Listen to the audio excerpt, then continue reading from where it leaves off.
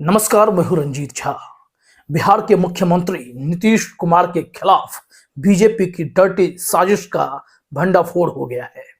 इतना ही नहीं, इंडिया गठबंधन में फूट डालने के लिए भी बीजेपी ने बड़ा खेल खेला और वो भी इस वक्त कुछ ही घंटे बाद एक्सपोज हो गया और बीजेपी का असली चेहरा बेनकाब हो गया। और इससे भी बड़ी बात यह है कि साहेब लॉबी के होश उड़ाने के पीछे की बड़ी वजह भी अब धीरे धीरे सामने आ गई है। एक कॉल ने साहेब लॉबी की बेचैनी बढ़ा दी थी, इसलिए शायद यह दोनों गंदा सा खेल बीजेपी को खेलना पड़ा और जिसका सीधा कनेक्शन बिहार से है। बिहार में मुख्यमंत्री नीतीश कुमार की एक अलग इमेज गढ़ी जा रही है। आज दो खबर आप देखे होंगे, दोनों खबर बिहार से जुड़ जाती है। छवि यह गढ़ी जा रही है कि नीतीश कुमार अश्लील हैं।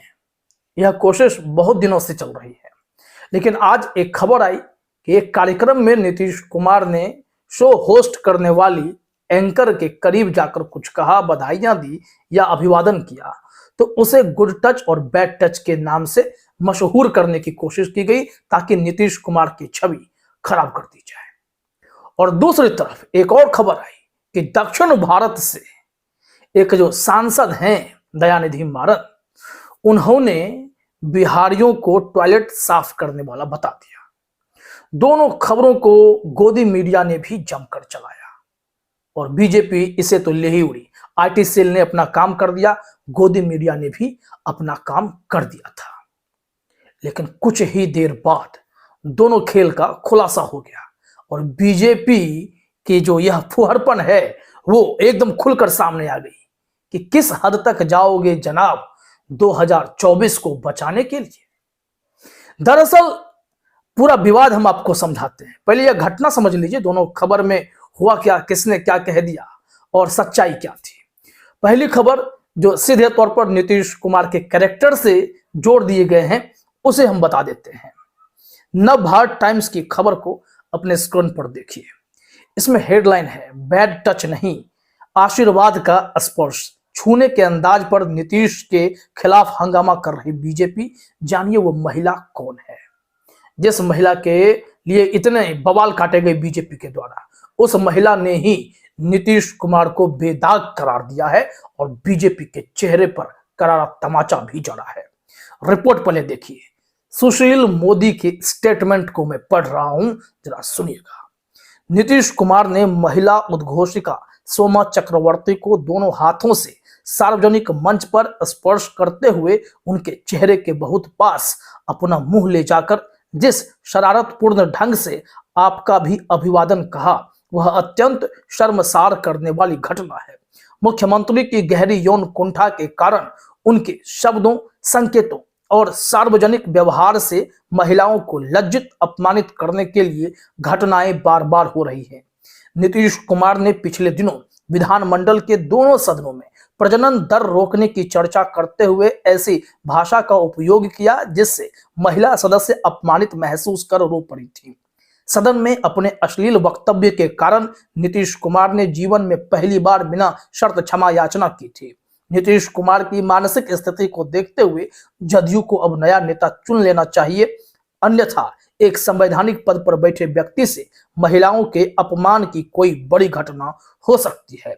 उपरोक्त बयान बीजेपी के राज्यसभा सांसद सुशील मोदी के हैं। सुशील मोदी ने 22 दिसंबर 2023 को मीडिया से ये बातें कही थी। अब बीजेपी ने इसे बड़ा मुद्दा बना दिया। सबने कहा कि नीतीश कुमार को फिर से माफी मांगनी चाहिए। दरअसल नीतीश कुमार को माफी मांगनी चाहिए। नीतीश कुमार के कैरेक्टर पर सवाल उठाने के पीछे बीजेपी का एक बड़ा गेम प्लान था। उस गेम प्लान पर पानी तब फिर गया जिसको लेकर बीजेपी ने इतना बड़ा मुद्दा बनाया। उन्होंने ही इस पूरे मामले का खंडन कर दिया है। नवभारत टाइम्स नहीं लिखा है।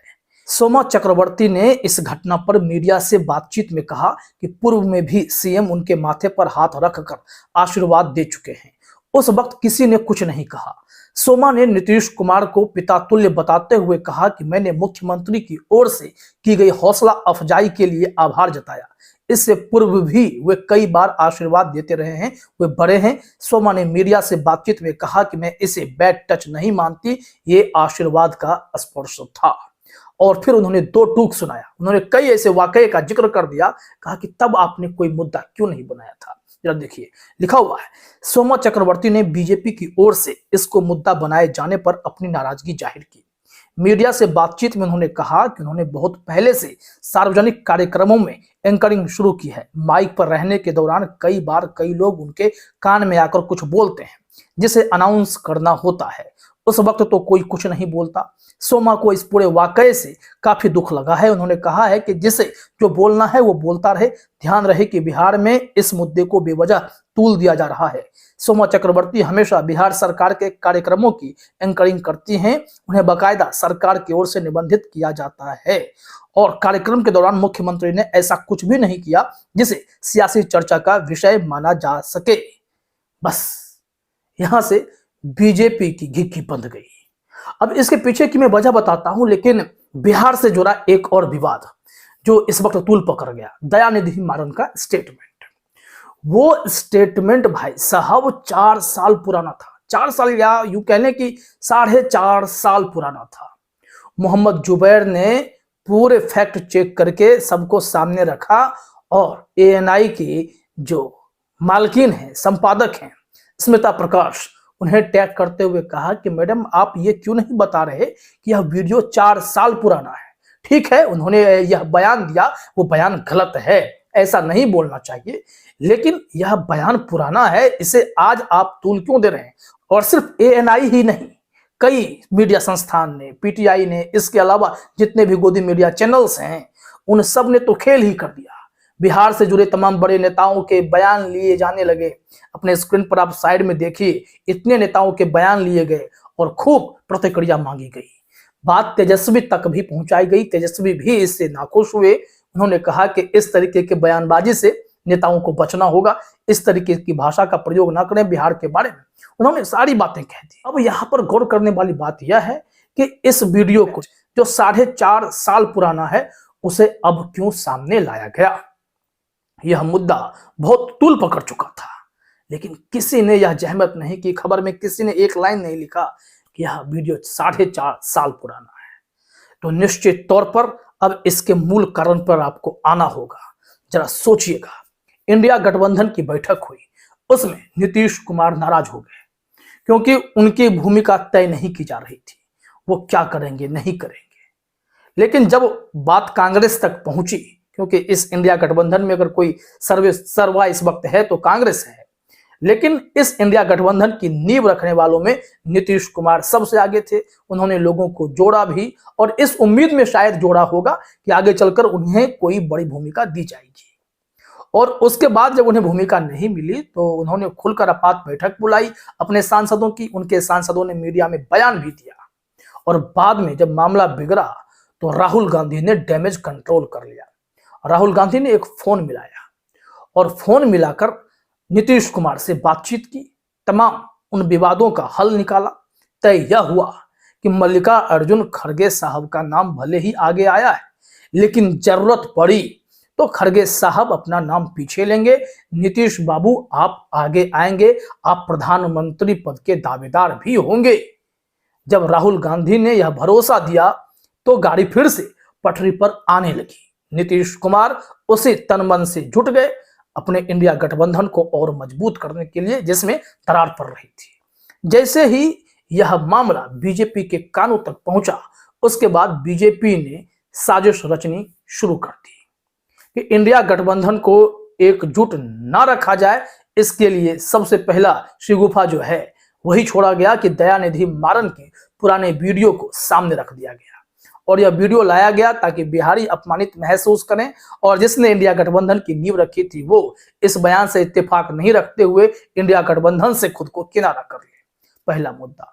दूसरा मुद्दा यह कि राहुल गांधी ने नीतीश कुमार को भरोसा दिया कि आप प्रधानमंत्री पद के दावेदार भी होंगे। तो फिर नरेंद्र मोदी, पूरे साहेब लॉबी, अमित शाह, जेपी नड्डा, सबके कान खड़े हो गए। क्या नीतीश कुमार विपक्ष की तरफ से चेहरा बनकर सामने आएंगे? ये एक ऐसे चेहरे के तौर पर हैं जिन्हें पूरा भारत भी अच्छे से जानता है और इनकी भूमिका को लेकर सोशल इंजीनियर कहा जाता है, या फिर बिहार में उन्होंने लंबे समय तक शासन किया है, बिहार को बदलने की पूरी कोशिश की है और इनके पास ऐसी छवि है जिसमें हर कोई अपने आप को फिट कर लेता है। फिर चाहे ओबीसी हो, दलित हो या फिर सवर्ण हो, हर कोई एडजस्ट करता है। तो इस चेहरे को स्वीकार किया जा सकता है और यहीं पर प्रधानमंत्री नरेंद्र मोदी के लिए बराबर की टक्कर हो जाती है। तो रास्ता पहले से साफ रखा जाए, इसके लिए नीतीश कुमार के कैरेक्टर पर सवाल उठाया गया और इस मामले को गढ़ा गया कि इसे तूल दीजिए कि जो आदमी विधानसभा में प्रजनन दर रोकने के लिए असभ्य भाषा का प्रयोग करता है, वो इस महिला एंकर के साथ जो है बैड टच के साथ पेश हो रहा है। और जब यह मामला एकदम से खंडन कर दिया गया, उस एंकर ने ही कह दिया कि नीतीश कुमार मेरे पिता तुल्य हैं, उन्होंने आशीर्वाद का टच दिया, तो बीजेपी ने दांतों तले उंगलियां दबा ली और जो प्लान था वो प्लान खुलकर सामने आ गया कि इंडिया गठबंधन को कैसे डैमेज करना है, कैसे इन सारे विवाद में नीतीश कुमार की छवि को इस कदर खराब कर देना है और इंडिया गठबंधन में फूट डाल देना है ताकि उन्हें चुनौती नहीं मिल सके। लेकिन अब हर कोई समझदार है, बीजेपी के डर्टी खेल को समझता है और बीजेपी एक्सपोज हो गई है। आप क्या सोचते हैं? कमेंट में जरूर बताइएगा। फिलहाल इस वीडियो में इतना ही। आप सभी का हमसे जुड़ने के लिए बहुत बहुत धन्यवाद।